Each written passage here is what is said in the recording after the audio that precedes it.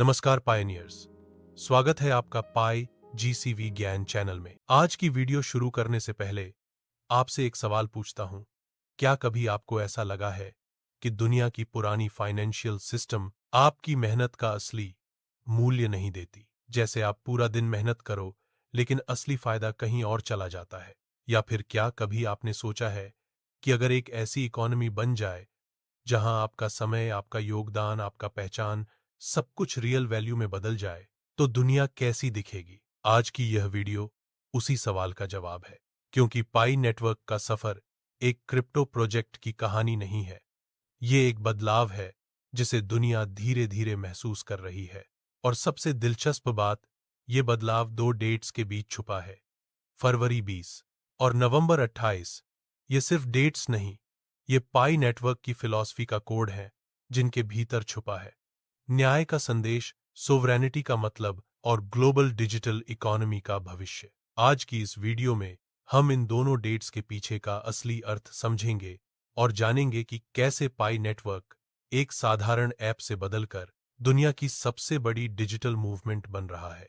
और हां, आप यह वीडियो आखिरी तक जरूर देखिए, क्योंकि अंत में आपको एक ऐसा नजरिया मिलेगा जिससे आप पाई नेटवर्क को पहली बार एक बिल्कुल नए तरीके से समझ पाएंगे। चलिए अब शुरू करते हैं पाई नेटवर्क का दार्शनिक, तकनीकी और रणनीतिक सफर, जो शुरू होता है फरवरी 20 से और पहुंचता है नवंबर 28 तक। अब हम दोस्तों बात करते हैं फरवरी 20 से, वह दिन जब पाई नेटवर्क ने दुनिया के सामने एक नया आर्थिक संदेश दिया। फरवरी 20, सोशल जस्टिस और नई डिजिटल इकोनॉमी का जन्म। जब भी किसी सिस्टम में अन्याय बढ़ जाता है तो बदलाव का बीज वहीं से जन्म लेता है। फरवरी 20 दुनिया भर में सोशल जस्टिस डे माना जाता है। इस दिन संयुक्त राष्ट्र पूरी दुनिया को याद दिलाता है कि इंसाफ सिर्फ कोर्ट में नहीं होता, इंसाफ काम के बदले सही मूल्य मिलने में भी है, मौके बराबर मिलने में भी है, और आर्थिक सिस्टम सबके लिए खुले होने चाहिए। अब सोचिए, पाई नेटवर्क ने अपना ओपन नेटवर्क ट्रांजिशन ठीक इसी दिन क्यों घोषित किया? क्या ये सिर्फ तारीख थी या इसके अंदर कोई बहुत बड़ा संदेश छुपा था? असल में पाई नेटवर्क ने फरवरी 20 को चुनकर सीधी बात कही, हम इस दुनिया के पुराने सिस्टम की कमियों को समझते हैं और आज से हम उन कमियों का समाधान देना शुरू करते हैं। कौन सी कमियां? एक, मेहनत का सही इनाम नहीं मिलता। दो, सिस्टम में बड़े खिलाड़ी ज्यादा फायदा उठा लेते हैं। तीन, आम लोग सिर्फ उपभोक्ता बनकर रह जाते हैं। चार, पहचान यानी आइडेंटिटी का कोई वास्तविक मूल्य नहीं। पाई नेटवर्क ने कहा, अब योगदान ही मूल्य बनेगा, और इसका पहला अध्याय फरवरी 20 से शुरू होता है। ये वो दिन था जब पाई नेटवर्क ने अपनी फिलॉसफी दुनिया के सामने रखी, कंट्रीब्यूशन, आइडेंटिटी, फेयर वैल्यू। यानी आपकी मेहनत, आपकी पहचान, आपका समय, यही आगे चलकर आपकी आर्थिक ताकत बनेंगे। फरवरी 20 के बाद शुरू हुआ 6 साल का सबसे शांत लेकिन सबसे बड़ा बदलाव, रेगुलेटरी शिफ्ट। अब वीडियो में मैं आपको वह सच बताने वाला हूं जिसे ज्यादातर लोग समझ ही नहीं पाए। बहुत लोग कहते हैं पाई टीम कुछ बोल क्यों नहीं रही, क्यों अपडेट नहीं आते, क्यों सब चुपचाप हो रहा है? लेकिन असल में ये चुप्पी पाई नेटवर्क की कमजोरी नहीं, ये उसकी ताकत है। क्यों? क्योंकि जब कोई नेटवर्क ग्लोबल फाइनेंशियल सिस्टम में कानूनी तरीके से प्रवेश करता है तो कई बातें सार्वजनिक नहीं की जा सकती। रेगुलेशन के नियम सख्त होते हैं। यूरोप का माइका कानून कहता है कि कोई डिजिटल एसेट अपने आने वाले बदलाव, वैल्यू या एक्सचेंज ट्रांजिशन पहले से सार्वजनिक नहीं कर सकता, वरना यह कानून का उल्लंघन होगा। यानी फरवरी 20 के बाद पाई नेटवर्क एक ऐसे जोन में आ गया जहां वर्क ज्यादा और शब्द कम होते हैं। इसी दौरान ये बड़े काम पूरे हुए वैश्विक पैमाने पर। केवाईसी, हजारों nodes, digital token identifier ISO 2022, 100 alignment, regulated framework adjustment, Pi USD architecture, Pi Nexus, banking layer. ये सारी चीजें किसी भी प्रोजेक्ट के लिए दशक भर लगाती हैं, लेकिन पाई नेटवर्क ने इन्हें 6 साल में पूरा किया। और ये सब हुआ शांति में, बिना शोर, बिना प्रचार। क्योंकि जब कोई सिस्टम असल में बड़ा बन रहा हो तो उसकी नींव चुपचाप रखी जाती है। अब आते हैं नवंबर 28 पर, जो सिर्फ तारीख नहीं, एक संकेत है। Restored sovereignty event. नवंबर 28 दुनिया में कई रूपों में जाना जाता है। कुछ देशों की स्वतंत्रता का दिन, कुछ देशों में अधिकारों की वापसी का प्रतीक, कुछ जगह कंपैशन यानी करुणा का दिन, और संयुक्त राष्ट्र के रिकॉर्ड में दुनिया के दबे कुचले समुदायों की आवाज का प्रतीक। इन सारे अर्थों का सार यह है, आज का दिन उन लोगों का दिन है जिन्होंने अपने अधिकार खोए थे लेकिन फिर से उन्हें पाया। अब आप सोच रहे होंगे पाई नेटवर्क इस तारीख को क्यों चुनता है, क्योंकि यह वही समय होता है जब पाई नेटवर्क अपनी रेगुलेटरी तैयारी पूरी कर ग्लोबल सिस्टम में लीगल एंट्री के योग्य बन जाता है। इसलिए नवंबर 28 पाई नेटवर्क के लिए तकनीकी अपग्रेड नहीं बल्कि अधिकारों की एक्टिवेशन है। कंट्रीब्यूशन बेस्ड डिजिटल इकोनॉमी का असली अर्थ इसी दिन जीवित होता है, यानी फरवरी 20 घोषणा थी, नवंबर 28 उस घोषणा को सच बनाने का दिन है। फरवरी 20 से नवंबर 28 तक the journey from justice to sovereignty, पूरी फिलॉसफी समझना। अब हम इन दोनों डेट्स का पूरा दार्शनिक मैप समझते हैं। पहला चरण न्याय की घोषणा, फरवरी 20 पाई नेटवर्क कहता है हम पुरानी इकोनॉमी की विफलताओं को पहचानते हैं। दूसरा चरण रेगुलेटरी बदलाव, मौन में विकास, कंप्लायंस पीरियड। यह समय तेजी से बदलाव का लेकिन शांति में काम करने का था। तीसरा चरण अधिकारों की वापसी, नवंबर 28। यह वह बिंदु है जब पाई नेटवर्क सिर्फ एक प्रोजेक्ट नहीं, एक डिजिटल सॉवरेन सिस्टम बन जाता है। इसका सीधा मतलब, अब दुनिया में अर्थव्यवस्था केवल बड़े संस्थानों के हाथ में नहीं रहेगी, बल्कि पहली बार आम लोग अपनी पहचान, अपनी मेहनत और अपने योगदान से वैल्यू बनाएंगे। यही पाई नेटवर्क की असली फिलॉसफी है और यही ओपन मैंडेट का असली अर्थ है। अब असली कहानी शुरू होती है। फरवरी 20 और नवंबर 28 के बीच का छुपा हुआ समय, साइलेंट ट्रांसफॉर्मेशन पीरियड। पायोनियर्स, अगर इस वीडियो में एक हिस्सा ऐसा है जिसे आप बारीकी से समझें तो वह यही है, क्योंकि सच्चाई यही है कि पाई नेटवर्क फरवरी 20 को शुरू नहीं हुआ और नवंबर 28 को खत्म नहीं होता। असल खेल इन दोनों डेट्स के बीच है। इस समय को मैं एक शब्द देता हूं, साइलेंट ट्रांसफॉर्मेशन पीरियड, यानी शांत परिवर्तन का समय।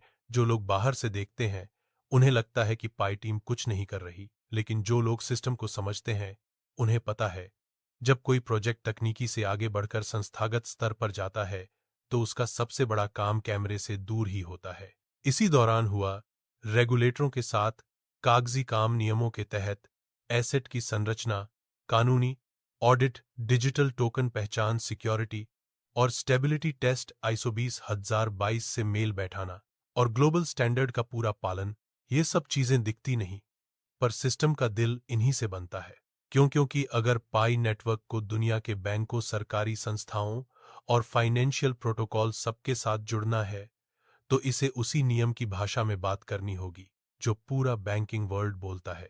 और ये काम सिर्फ ब्लॉकचेन चलाने का नहीं, बल्कि वित्तीय ढांचे में प्रवेश करने का है। ये समय कम शब्द ज्यादा काम का था। यही वजह है कि इस पीरियड की जानकारी बहुत कम बाहर आई। पाई नेटवर्क के 3 बड़े पिलर जिन्होंने इसे क्रिप्टो से बाहर निकालकर एक असली फाइनेंशियल सिस्टम बनाया। अब हम उस चीज पर बात करते हैं जो पाई नेटवर्क को बाकी डिजिटल प्रोजेक्ट से अलग करती है। मैं इसे 3 बड़े पिलर कहता हूं। पहला आइडेंटिटी, दूसरा कंट्रीब्यूशन, तीसरा कंप्लायंस। ये 3 चीजें दुनिया के पुराने सिस्टम में कमजोर हैं और पाई नेटवर्क इन्हीं तीनों पर नया ढांचा बनाता है। पहला पिलर आइडेंटिटी, जैसे आपका आधार, पासपोर्ट, ड्राइविंग लाइसेंस, ये सब आपकी पहचान देते हैं, वैसे ही पाई नेटवर्क में आपकी डिजिटल आइडेंटिटी आपका सबसे बड़ा एसेट है। क्योंकि ब्लॉकचेन में भी असली समस्या यही है कि यूजर कौन है, उसकी विश्वसनीयता क्या है और सिस्टम में उसका रोल कितना जरूरी है। दूसरा पिलर कंट्रीब्यूशन। यहां ध्यान देना दुनिया के काम करने का पुराना तरीका है कि जिनके पास ज्यादा पैसा, ज्यादा पावर, ज्यादा कनेक्शन, उन्हें हर लाभ मिलता है। पाई नेटवर्क ने यह नियम तोड़ दिया। यह कहता है कि आप रोज कितना कंट्रीब्यूट करते हो, यह आपका असली वेल्थ है। तीसरा पिलर कंप्लायंस। आज की दुनिया नियमों पर चलती है। किसी भी देश में बिना कानून और नियम के वित्तीय सिस्टम चल ही नहीं सकता। इसलिए पाई नेटवर्क ने क्रिप्टो की दुनिया वाली आजादी और बैंकिंग सिस्टम की नियम शक्ति दोनों को जोड़कर एक बैलेंसिंग पॉइंट बनाया है। जैसे कुछ हिस्सा डिसेंट्रल और कुछ हिस्सा लीगल। यही वजह है कि पाई नेटवर्क एक डिजिटल फाइनेंशियल इंफ्रास्ट्रक्चर की तरह उभर रहा है। अब बात करते हैं डीटीआई और ईसो जैसे बड़े शब्दों की, लेकिन आसान भाषा में, ताकि हर पायोनियर समझ सके। बहुत लोग सुनते हैं डीटीआई आईसो 2022 मी का और सोचते हैं ये सब तो सिर्फ तकनीकी बातें हैं, लेकिन असल में ये बातें बहुत बड़ी हैं और पाई नेटवर्क के भविष्य को तय करती हैं। चलो इसे आसान भाषा में समझते हैं। पहला डीटीआई, डिजिटल टोकन आइडेंटिफायर। ये ऐसा है जैसे किसी देश में आपका गाड़ी नंबर, ड्राइविंग लाइसेंस या आधार कार्ड। डीटीआई दुनिया भर के बैंकों को बताता है कि यह कौन सा डिजिटल एसेट है और इसका ऑफिशियल आइडेंटिटी कोड क्या है। पाई नेटवर्क का डीटीआई कोड इसके लीगल होने की निशानी है और यह दिखाता है कि यह अब रेगुलेटेड मार्केट में प्रवेश कर चुका है। दूसरा आईसो 20022। ये दुनिया का नया फाइनेंशियल मैसेजिंग सिस्टम है।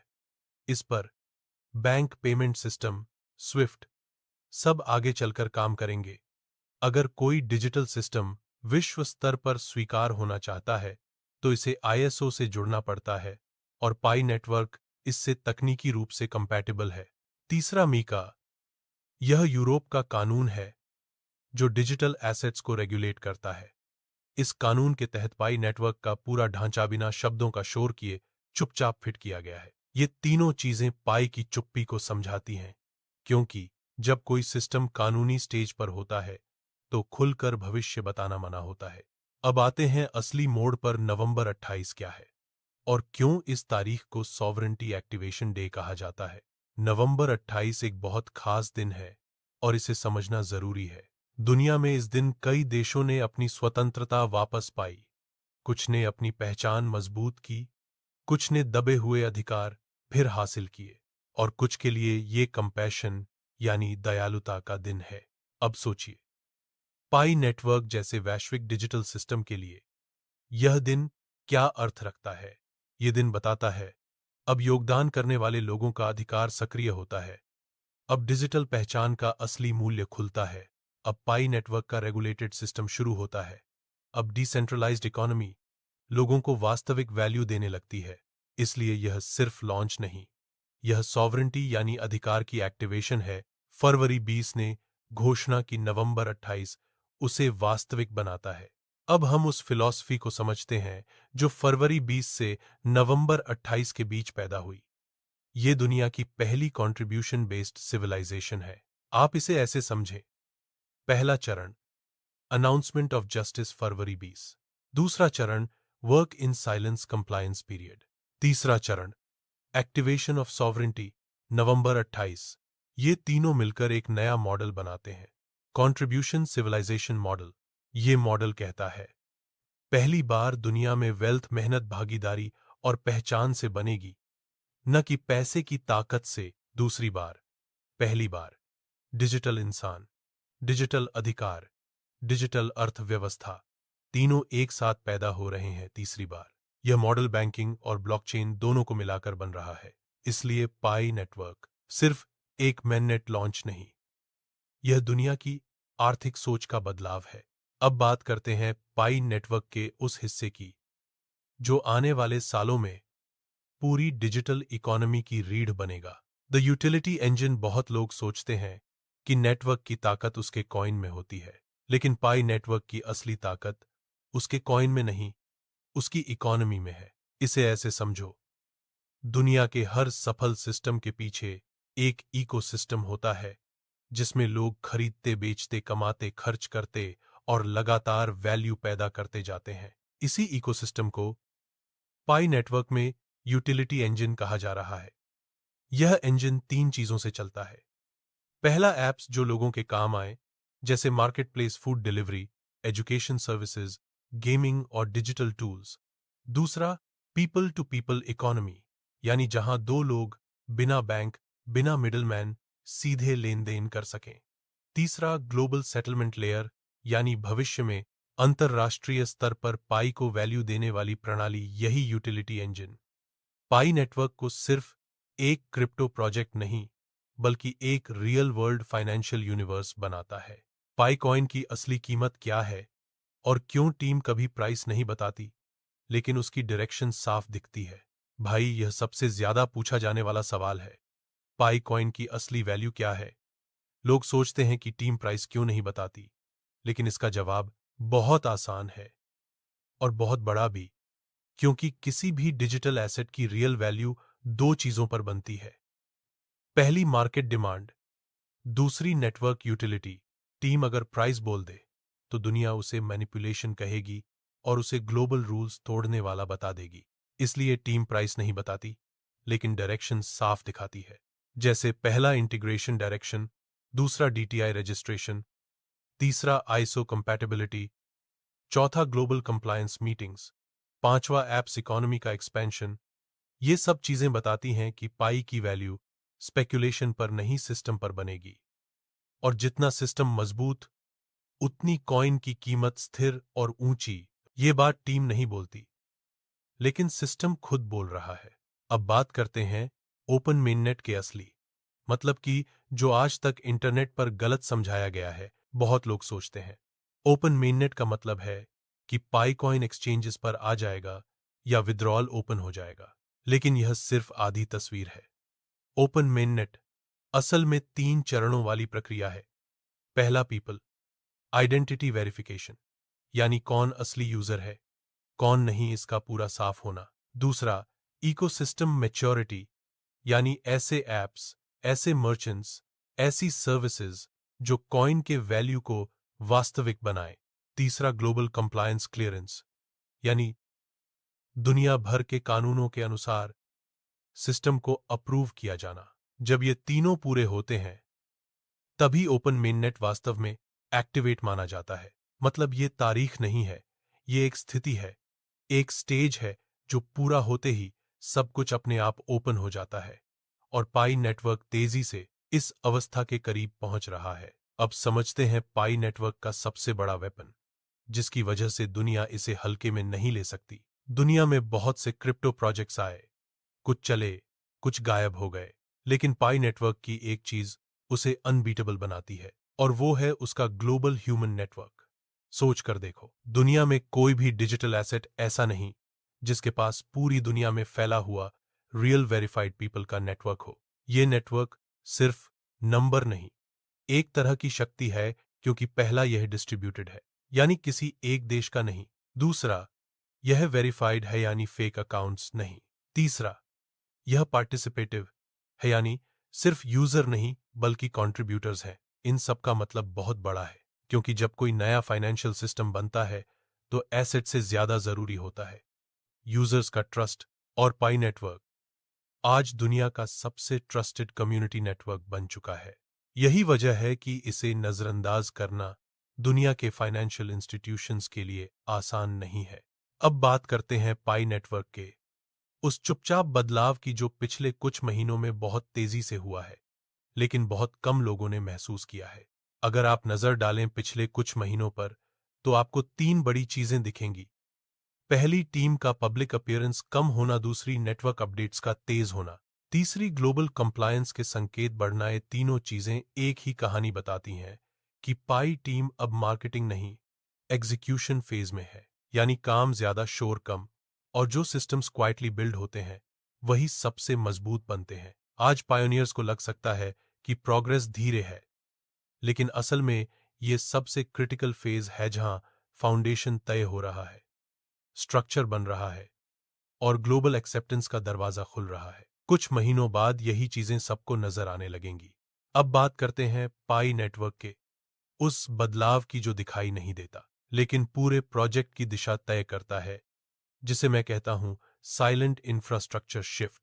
भाई, दुनिया में जितने भी बड़े फाइनेंशियल सिस्टम्स बने, उनका एक कॉमन पैटर्न होता है। शुरुआत में उन पर बहुत बातें होती हैं, बहुत अनाउंसमेंट्स होती हैं, लेकिन जैसे ही सिस्टम एक्चुअल ग्लोबल इंटीग्रेशन में प्रवेश करता है, वह चुप हो जाता है, क्योंकि असल काम बयान से नहीं, सिस्टम से होता है। पाई नेटवर्क के साथ भी यही हो रहा है। वो चीजें जो पहले ओपनली बताई जा रही थीं, अब बैकएंड में साइलेंटली हो रही हैं। जैसे आइडेंटिटी सिस्टम्स का एनहांसमेंट, ग्लोबल ट्रांजैक्शन रूल्स का मैपिंग आईसो मैसेजिंग कंपैटिबिलिटी का, ट्यूनिंग डिजिटल टोकन आइडेंटिफायर का, स्टेबलाइजेशन इकोसिस्टम एप्स का, साइलेंट टेस्टिंग। ये सारी चीजें पब्लिक अनाउंसमेंट से पहले होती हैं, क्योंकि सिस्टम पहले बनता है फिर दुनिया को दिखाया जाता है। और अभी पाई नेटवर्क उसी इनविजिबल बिल्डिंग फेज में है जिसे समझने वाले समझ रहे हैं, बाकी लोग इसे स्लो प्रोग्रेस समझ बैठे हैं। अब बात करते हैं उन ग्लोबल सिग्नल्स की जो पिछले कुछ समय में छोटे दिखे लेकिन असल में बहुत बड़े थे। Global compliance clues. अगर ध्यान दो तो दुनिया भर में फाइनेंशियल रूल्स तेजी से बदल रहे हैं। यूरोप में मीका, अमेरिका में डिजिटल एसेट फ्रेमवर्क्स, एशिया में पेमेंट रेगुलेशंस, मध्य पूर्व में टोकन सेटलमेंट गाइडलाइंस। इन सब में एक कॉमन डायरेक्शन है कि डिजिटल एसेट्स अब अनोनिमस नहीं चलेंगे और value based assets global rules के अंदर ही ऑपरेट करेंगे। पाई नेटवर्क इन रूल्स के एग्जैक्टली अलाइंड है, क्योंकि पहचान साफ, इकोसिस्टम रियल, डेटाबेस स्टेबल और ट्रांजैक्शन साइंस स्टैंडर्ड। इसलिए जब ग्लोबल कंप्लायंस वेव्स आएंगी तो पाई नेटवर्क पहली रो में खड़ा होगा, क्योंकि इसका आधार ही कंप्लायंस है। यही बात इसे फ्यूचर डिजिटल इकोनॉमी का सबसे बड़ा उम्मीदवार बना देती है। अब बात करते हैं नवंबर 28 के उस गहरे अर्थ की जो बहुत कम लोगों ने समझा है। हर साल दुनिया में अलग अलग देशों में 28 नवंबर दो चीजों से जुड़ी होती है। पहली स्वतंत्रता की भावना, दूसरी अधिकारों की वापसी। ये दिन सिर्फ सेलिब्रेशन नहीं, एक मैसेज होता है कि सॉवरेंटी यानी आर्थिक और सामाजिक स्वतंत्रता लोगों की है, सिस्टम की नहीं। पाई नेटवर्क इस तारीख को एक लैंडमार्क की तरह उपयोग करता है, क्योंकि प्रोजेक्ट की पूरी फिलॉसफी यही कहती है कि मेहनत का असली कंट्रोल लोगों के हाथ में होना चाहिए, ना कि किसी सेंट्रलाइज्ड सिस्टम के। इसीलिए नवंबर 28 एक तरह का सिंबॉलिक इकोनॉमिक इंडिपेंडेंस डे है, जहां सिग्नल मिलता है कि कंट्रीब्यूशन इकोनॉमी एक्टिव होने के लिए तैयार है। यह तारीख प्रोजेक्ट की कोर वैल्यूज को टाइम में एनकोड करती है, जिससे पता चलता है कि पीआई नेटवर्क का ट्रांजिशन एक रैंडम इवेंट नहीं, बल्कि एक प्लान्ड सॉवरेंटी शिफ्ट है। अब बात करते हैं उस असली सवाल की जो हर पायोनियर के मन में है कि ओपन मेननेट के बाद ग्राउंड रियलिटी कैसी दिखेगी। मैं इसे आसान भाषा में सीधे सीधा समझाता हूं। जब ओपन मेननेट पूरा एक्टिवेट होगा तो दुनिया में तीन चीजें बदलेंगी। पहली, कॉइन सिर्फ डिजिटल नहीं रहेगा, वो रियल वर्ल्ड वैल्यू सिस्टम में कन्वर्ट हो जाएगा। यानी आप प्रोडक्ट्स खरीद पाएंगे, सर्विसेज ले पाएंगे और मर्चेंट्स डायरेक्ट पेमेंट ले सकेंगे। दूसरी, इकोसिस्टम फास्ट एक्सपेंशन मोड में चला जाएगा, क्योंकि हर क्रिएटर, हर डेवलपर, हर बिजनेस एक स्टेबल डिजिटल करेंसी चाहता है जो लोगों के हाथ में पहले से हो, और यह चीज पाई नेटवर्क के पास है। तीसरी, ग्लोबल ट्रेडिंग लेयर ओपन हो जाएगी, यानी कॉइन का मूवमेंट कानूनी फ्रेमवर्क्स के अंदर इंटरनेशनल सर्किट्स में शुरू होगा। इससे नेटवर्क की लिक्विडिटी बढ़ेगी, वैल्यू स्टेबलाइज होगी, इकोनॉमी रियल टाइम स्पीड में आ जाएगी, जिसका असर हर पायोनियर की लाइफ में दिखाई देगा। तो पायोनियर्स, आज की इस पूरी यात्रा में हमने एक बात बहुत साफ समझ ली है कि पाई नेटवर्क सिर्फ एक ऐप या एक कॉइन या एक ब्लॉकचेन का नाम नहीं है। ये एक सोच है, एक दिशा है, एक नया आर्थिक ढांचा है जो दुनिया को धीरे धीरे लेकिन मजबूती के साथ बदल रहा है। फरवरी 20 और नवंबर 28, ये दो तारीखें सिर्फ कैलेंडर की तारीखें नहीं, बल्कि दो शक्तिशाली संदेश हैं। पहला संदेश न्याय का, जहां हर मेहनत की कीमत तय हो, और दूसरा संदेश स्वतंत्रता का, जहां हर व्यक्ति को अपने आर्थिक अधिकारों का वास्तविक नियंत्रण मिले। पाई नेटवर्क का सफर इन्हीं दो स्तंभों पर खड़ा है, सोशल जस्टिस और डिजिटल सोवरेनिटी। और आज आप इस बदलाव का हिस्सा हैं। आप उस नई डिजिटल दुनिया के पहले नागरिक हैं, जहां मूल्य का आधार लोगों का योगदान है, ना कि किसी संस्था की ताकत। आने वाले समय में जैसे जैसे पाई नेटवर्क अपने अगले चरणों की ओर बढ़ेगा, वैसे वैसे दुनिया भी इस नए इकोनॉमिक मॉडल को सीखने और अपनाने लगेगी।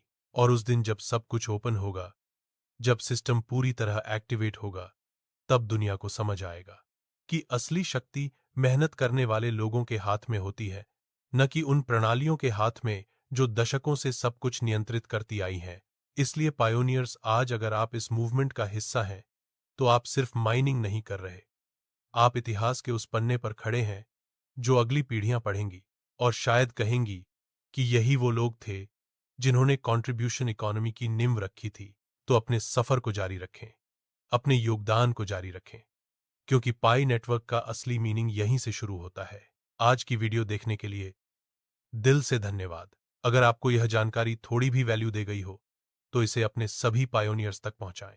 हम फिर मिलेंगे एक नई समझ, एक नए विश्लेषण और पाई नेटवर्क के एक और गहरे ट्रूथ के साथ। तब तक जुड़े रहिए, समझते रहिए और भविष्य की इस नई इकोनॉमी का जिम्मेदार हिस्सा बनते रहिए। तब तक के लिए धन्यवाद।